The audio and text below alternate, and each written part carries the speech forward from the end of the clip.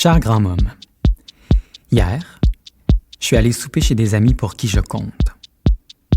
Marc-Olivier puis Pierre-Antoine viennent d'aménager à Rouyn. Eux aussi, ils sont toujours déchirés entre Montréal et Rouyn. Ça les épuise. Eux aussi sont artistes. Je peux leur parler de n'importe quoi. Avant, je suis passé à la SAQ. Papa m'avait offert de partir avec une de ses bouteilles, mais il boit du vin d'épicerie. Je pouvais pas arriver avec ça. Comme je te disais dans ma première lettre, je suis une mauvaise personne. Et surtout, un mauvais écrivain. J'écris pour toucher les gens, mais j'écris avant tout pour qu'un jour, ils me reconnaissent dans la rue ou à la SAQ. J'étais donc très content que la personne à qui j'ai demandé conseil me reconnaisse. Elle avait lu mon dernier livre, puis ça l'avait beaucoup touché. Je lui ai demandé de m'aider à trouver le vin que je cherchais. Un vin suggéré par Drunk Dykes, des lesbiennes qui suggèrent des vins sur Instagram. Je t'entends déjà dire « Qu'est-ce que ça fait qu'elle soit lesbienne? » Ça fait qu'on est content de savoir que c'est des lesbiennes qui nous ont suggéré le vin. On va boire le vin, puis on va se dire « Ça, c'est un vin de lesbienne. C'est un vin pour nous. » C'est pas le même vin que le vôtre.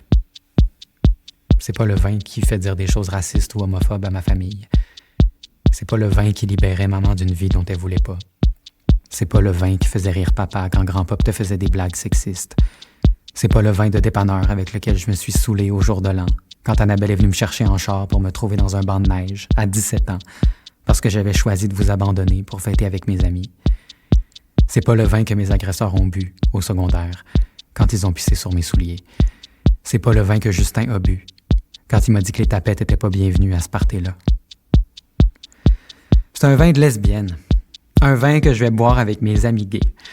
Un vin qui va me faire dire, moi aussi, des affaires qui dépassent les bornes, qui va me faire avouer que je jette des œuvres à la poubelle, que Marc-Olivier a juste arrêté de se plaindre qu'il n'y en a pas d'argent à faire en art visuel, puis qu'il en fasse une expo, il n'y a rien qu'à charger 20$ à l'entrée. L'employé de la SAQ a trouvé le vin de lesbienne et m'a dit que c'était un excellent choix. La caissière aussi était persuadée de m'avoir vu quelque part, mais elle savait pas où. J'ai quand même pas dit « c'est parce que je suis auteur ». Une chance parce que finalement, on était juste allés au cégep ensemble. J'avais hâte de raconter ça à mes amis plus tard. Ils savent que je vis dans le regard des autres, puis ils aiment ça se moquer de moi.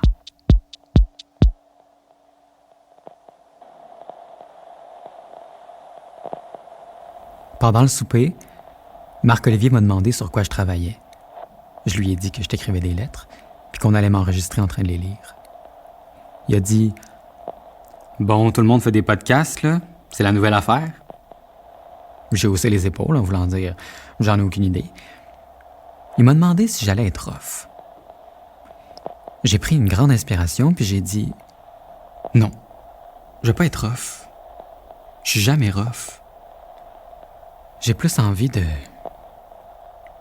guérir. » Guérir quoi? Guérir ma famille. On a laissé un moment de silence, puis je leur ai parlé de ce qui s'est passé. Hier, on a eu un souper de famille pour planifier les funérailles de mon grand-père, puis j'ai appris qu'il voulait enterrer ma mère en même temps que lui. Mais ma mère est au columbarium parce que c'est ça qu'il y avait sur son testament. Mais ils peuvent pas faire ça. Je le sais, mais ils s'en foutent. Ça n'a pas de bon sens, je le sais. C'est pour ça que je vais travailler là-dessus, là. C'est Dieu qui me demande de faire ça. Avec mes amis, j'essaie toujours de parler de Dieu, mais souvent ça clôt la conversation. Personne n'a envie de parler de Dieu. En fait, j'ai personne à qui en parler sauf toi. Puis quand je dis aux journalistes que l'écriture est vraie seulement quand je laisse Dieu écrire à travers moi, que moi je deviens juste les mains qui tapent sur le clavier, ils en font jamais mention dans leur article. Je pense qu'ils veulent me protéger. Fait que là, tu vas parler de ça dans ton podcast. Ah, c'est pas juste ça. C'est aussi tout ce qui me différencie de ma famille. Que j'ai l'impression que personne n'est prêt à accepter que je peux pas être à Rouyn tout le temps, puis que je travaille moi aussi. Si j'étais ambulancier ou infirmier comme mes cousines, tout le monde comprendrait que je travaille. J'ai l'impression de pas faire partie de la famille. Mais je le sais que c'est de ma faute aussi. J'ai comme pas de mots pour exprimer cette frustration-là. C'est comme... Je suis gay, tu sais. En disant ça, je voyais pas ce que ça venait faire dans l'équation, mais mes amis semblaient parfaitement comprendre le lien que je faisais. Je pense pas que je vais aller aux funérailles. T'irais pas aux funérailles de ton grand-père. Non. Ils ont pris une décision sans moi. Ça veut dire que je fais pas partie de la famille. On buvait notre vin de lesbienne, puis en regardant mes amis, je comprenais ce que ça voulait dire. L'expression « chosen family ».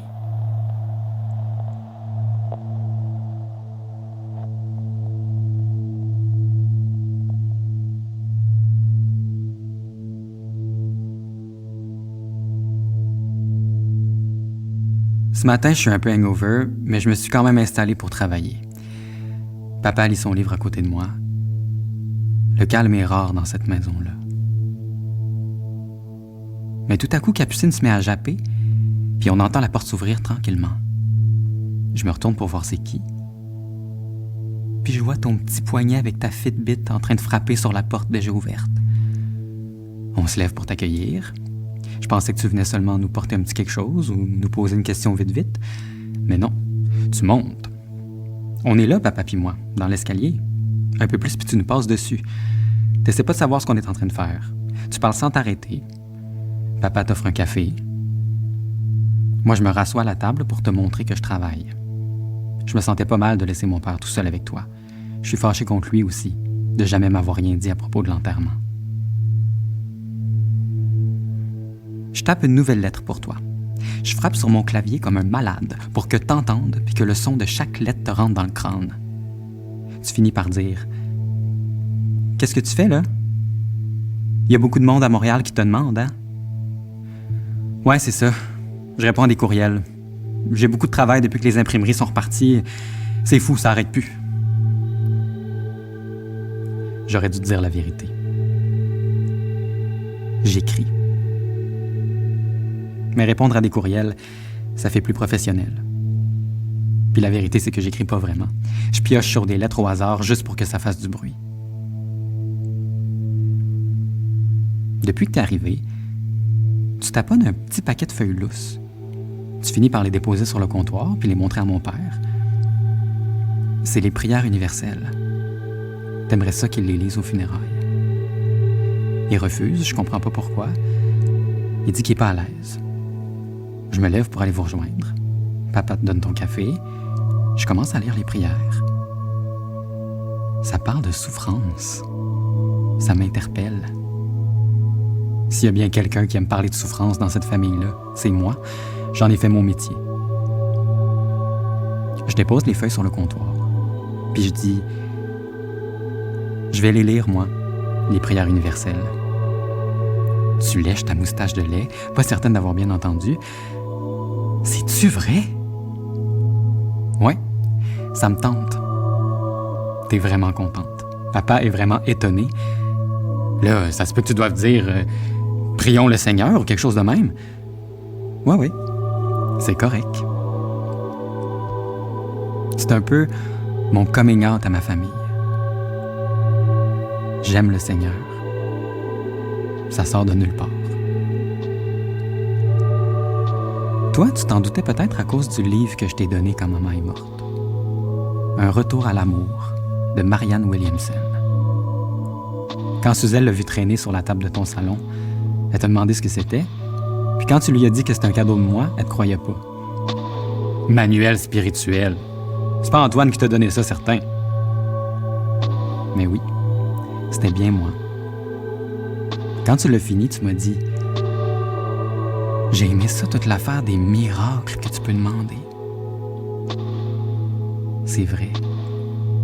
On peut toujours demander des miracles, puis ils vont toujours être exaucés si on s'y prend bien. J'en ai demandé plein de miracles. J'en ai reçu plein. Des fois, j'ai même l'impression de trop recevoir.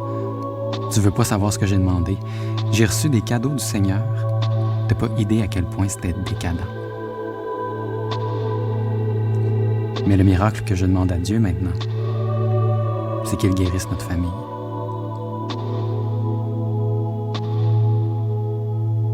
Déjà, là, de l'avoir demandé, ça m'a calmé. Puisque j'ai accepté de lire les prières universelles à la messe pour Grand Pop, Ça veut sûrement dire que je vais assister aux funérailles.